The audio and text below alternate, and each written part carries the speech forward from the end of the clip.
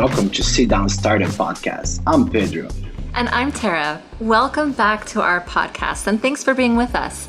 As you may know, we bring you conversations from fantastic entrepreneurs who are solving real problems, disrupting traditional business, and putting their customers at the center of their success. We will match those leaders with Zendesk executives for a very casual coffee shop conversation, because we all miss that. On this podcast, our interviews will dive into fascinating stories of leaders that are building business to serve a diverse customer base, turning customers into fans in every interaction. For this episode, our guest is Elisa Reggiardo, who is dubbed the Chief Troublemaker Officer of Tymeshift. Elisa is a former aspiring ballet dancer turned Chief Brand Officer and author. She works side by side with the founders of Tymeshift, a workforce management software startup. Tymeshift helps companies with scheduling, tracking, and monitoring their customer service team, and that can be done without losing a company's culture, believe it or not. This conversation is definitely interesting for so many reasons. We match Elisa with Sarah Reed, former author and now Senior Director of Content and Event Strategy at Zendesk. If you attended Relate or any other Zendesk conference, Sarah is not a stranger face to you. She has been hosting Relate by Zendesk since its first edition. Relate brings customer experience leaders from all over the world to celebrate and share how they're building better relationships with their customers. Now, sit down and enjoy today's episode.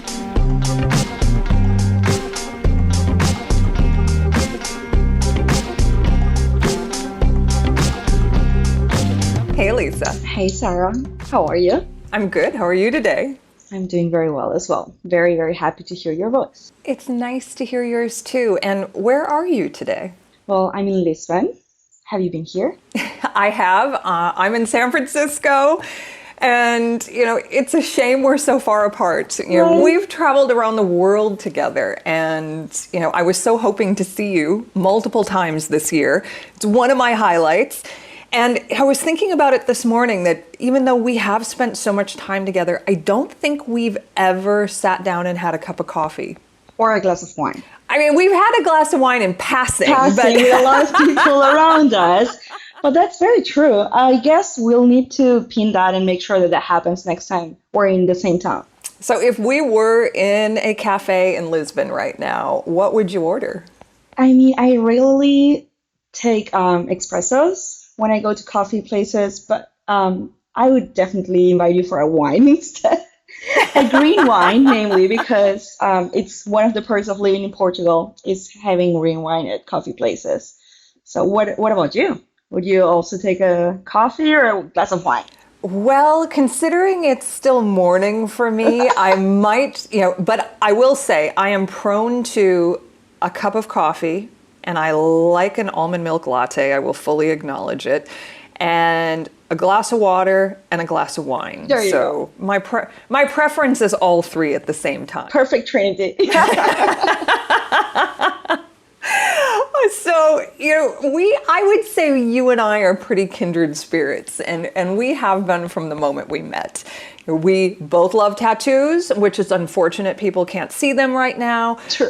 We are known for having some unique fashion choices at times, and I would say we're very passionate about customer experience, but more importantly, customer support.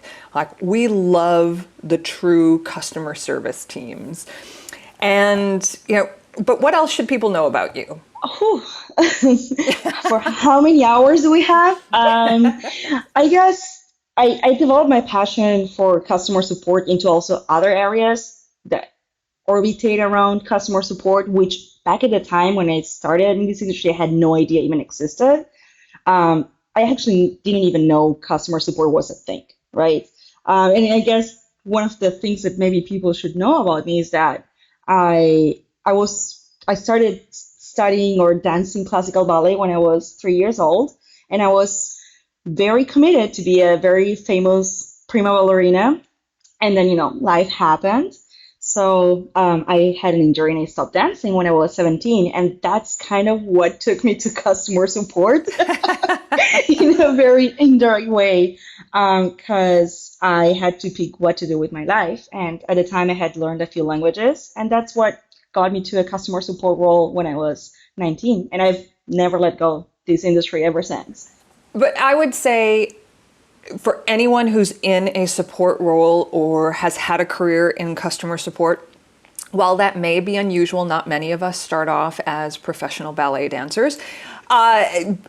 Nobody goes into this career thinking, I want to be a support professional for the rest of my life. We all fall into it. It's something that, and when you do and you love it, it never leaves your blood. Never. And you see it everywhere as well.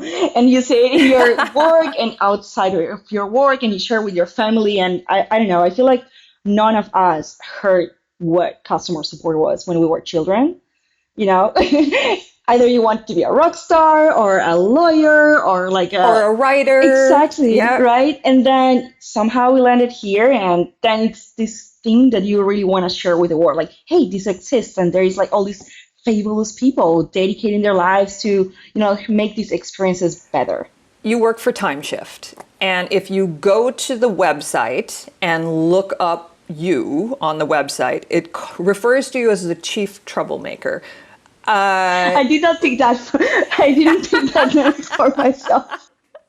What exactly does that mean? I mean, it sounds like the job I would want, but I guess you could summarize it in, I'm that person that made 7 members of our team get Tymeshift logos tattooed on their skin. One of them had just joined the company 1 week before. So that's the level of troublemaker that I can be. Yeah. Do you have Tymeshift tattooed anywhere? I do. I have one. All right. So that obviously means you love the company, or you wouldn't get the logo tattooed on you. What about Tymeshift gets you so excited? So many things. I guess when I decided to start working for Tymeshift, the key thing that made me take that decision was that for the first time in my career, I was going to be able to participate on building a product or building a company, building a product that would serve customers that I actually believed needed to be solved.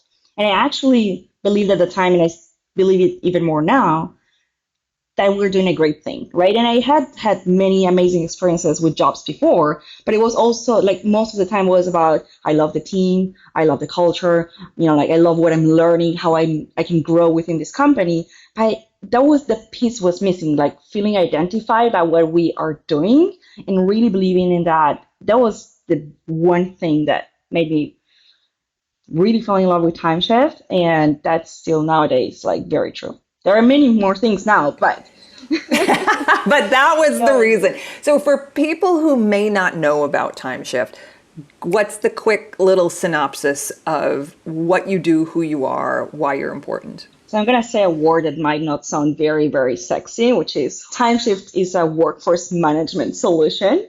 And we get it. It doesn't sound super fun, right? But actually it is so important for CX teams to have a tool that allows them to have the right person, the right place, doing the right thing. That's in a nutshell what we try to do.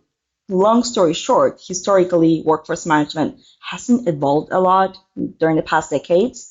And it needed to change, right? In the way that CX industry is changing, there was no place for WFM to be stuck in the past. So a few years ago, our founder, David, decided that he needed to be the person changing that. And I was lucky enough to be the 4th employee at Tymeshift and see that process being built from the ground up. And I actually found Tymeshift because I was managing, a Zendesk account and reporting and the whole 9 yards at another company. And without really knowing what WFM was at the time, because I was, it was a startup, I was wearing many hats, I was like, I just need to find out what agents are doing. How can I organize everything? And then I scheduled a call with this person, and I didn't even know who he was. He showed me Tymeshift, and I was like, gosh, this is it.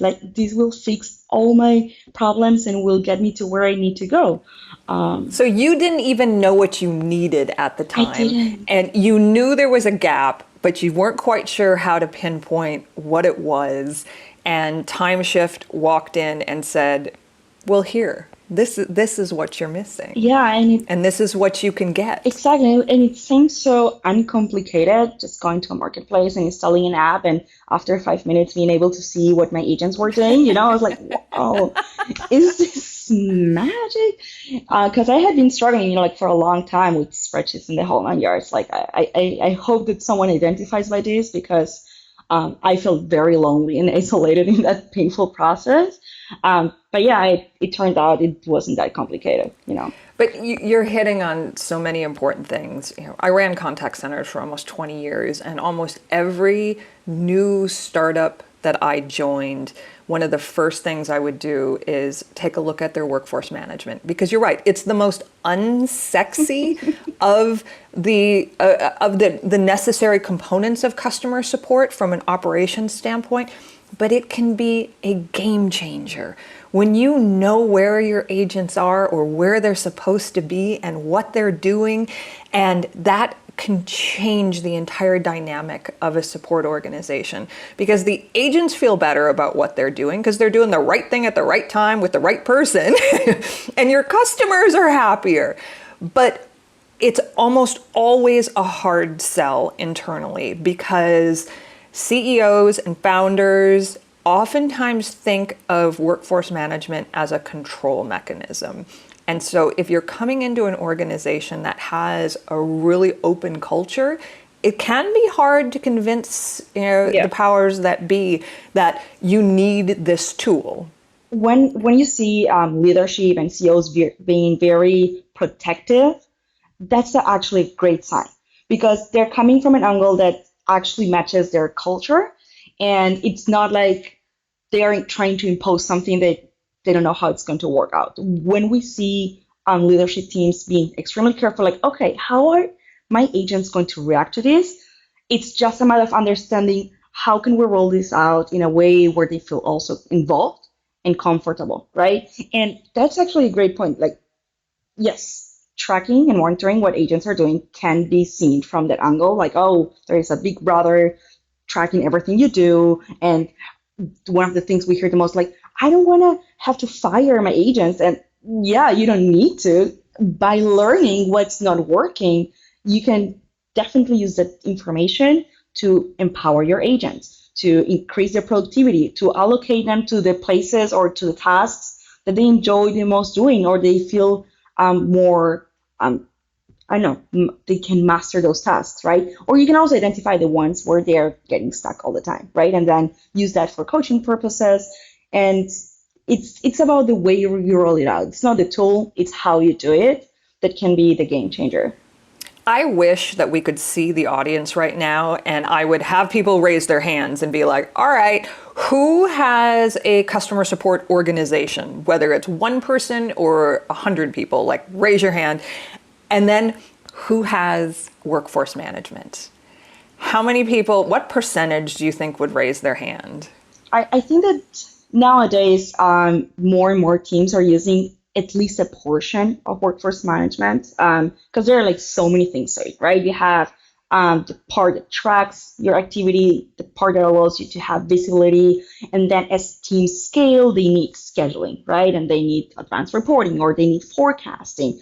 However, I would bet that at least 80% of the audience would be using at least a part of a full workforce management solution right now. And they're probably also using spreadsheets, right? most likely, yes. And how do you get people to move beyond that? I mean, there's nothing wrong with spreadsheets. I'm not a spreadsheet hater by any means, but there are more efficient ways to be doing this.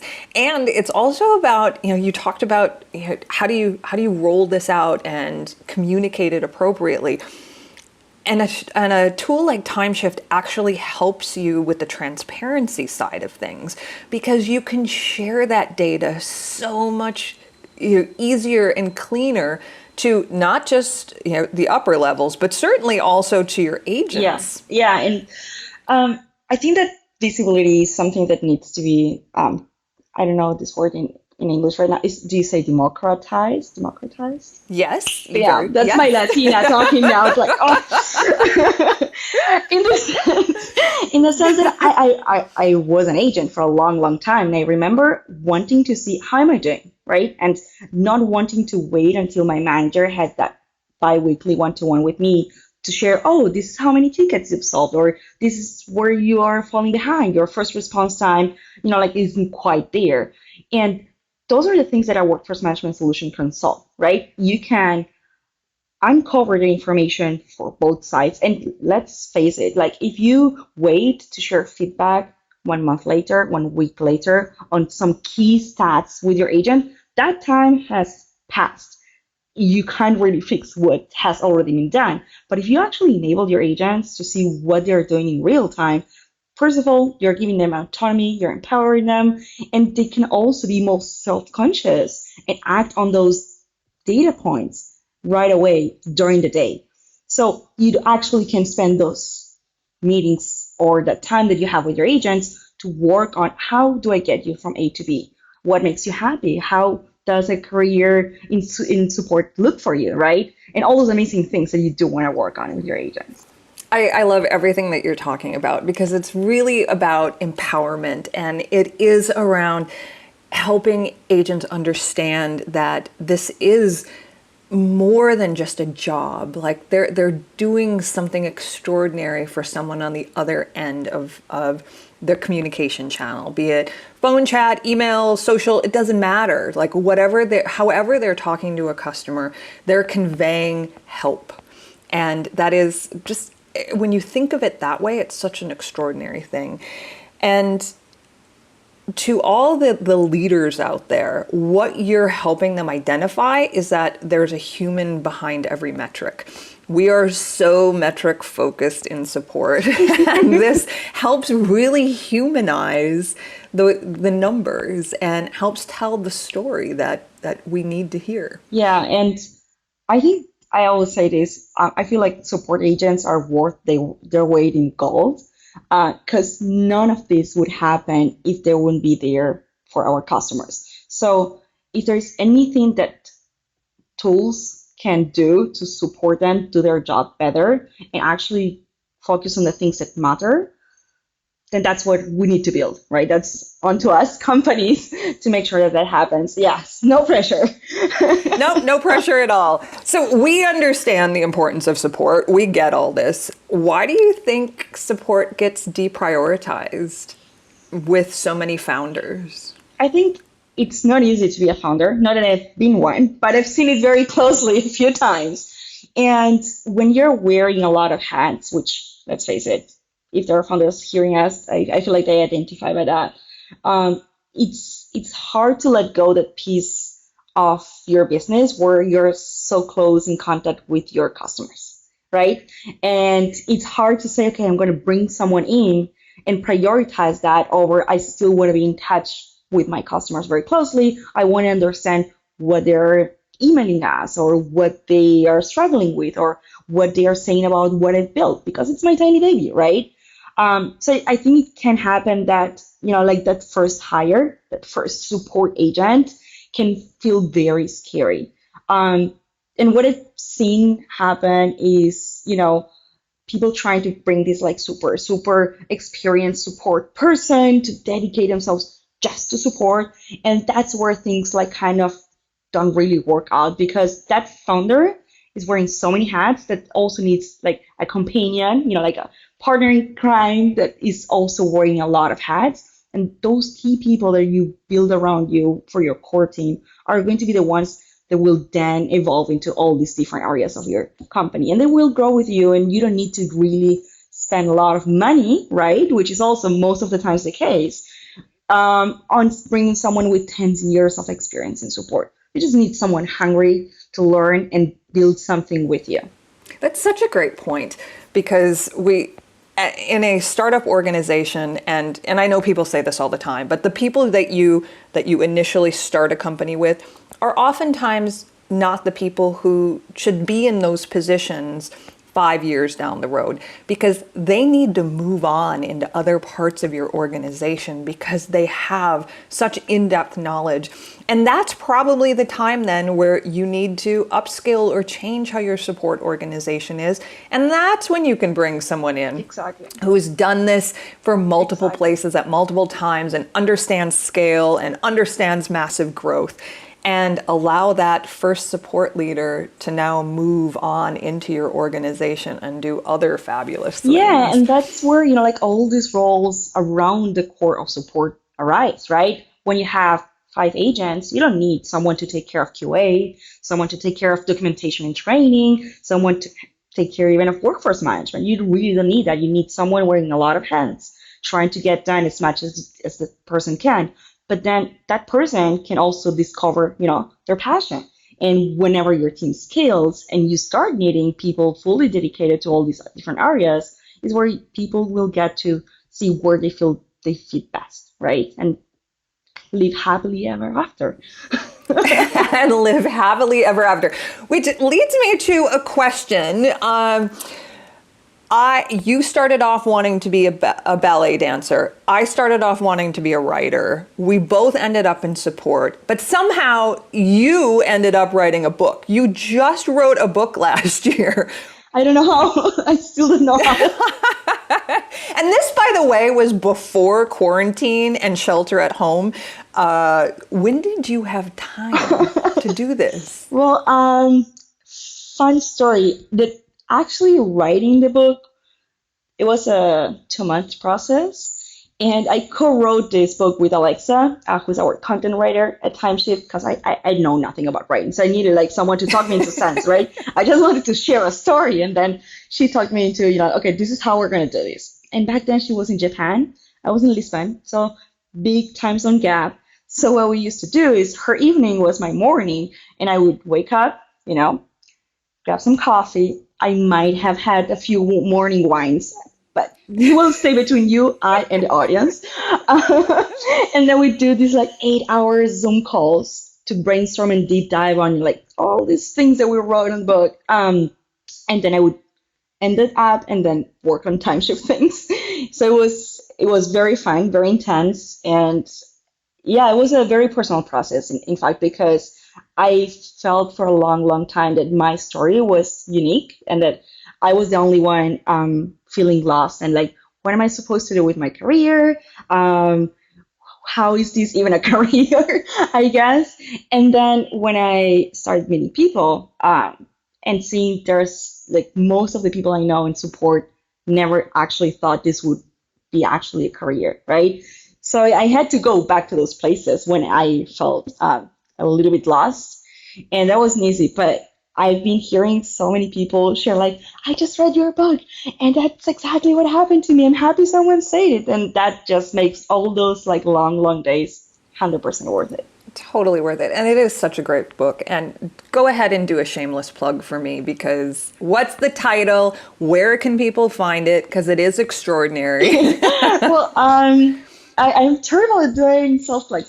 So the book, I'm laughing because I feel like the title of the book couldn't be funnier given the current situation. It's called Undefined World.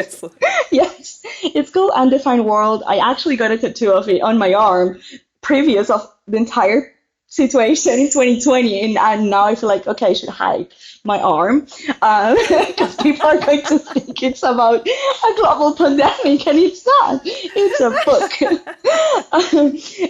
And I just wanted to share, life in CX stories and beyond that, and how I went from wanting to be a ballerina and I started a job as a support agent, and that took me to 10 different roles that I've been through and am right now, and also interview people that share that path, right? That they had no idea they would end up working in support, and how they then shifted to product managers, to QA managers, to workforce managers, the whole 9 yards.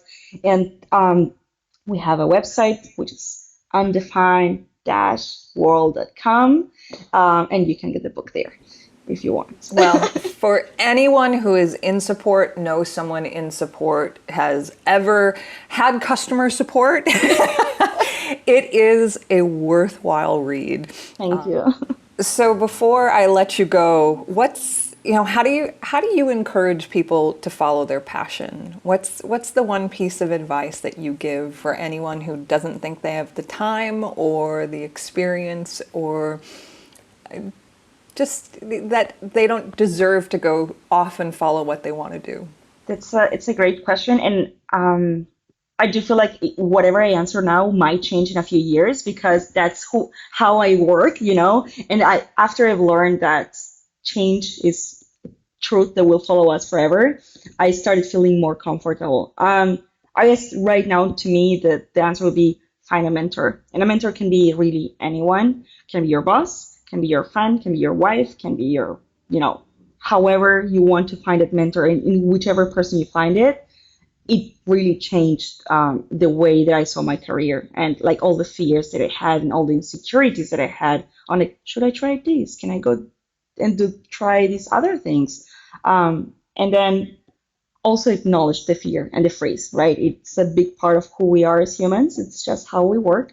But after you look at it and take a little bit of distance, there are like so many paths that we can follow. Well, that's phenomenal advice. And I regret so little about this time that we're having in quarantine because I do think it's a phenomenal learning experience for us. But I do regret not seeing you at a Zendesk event this year because we should have had like 3, maybe 4 under our belt by now. At least. And so the next time we are together, we are not going to take it for granted and we will have that cup of coffee with almond milk, then the glass of water, and the glass of wine.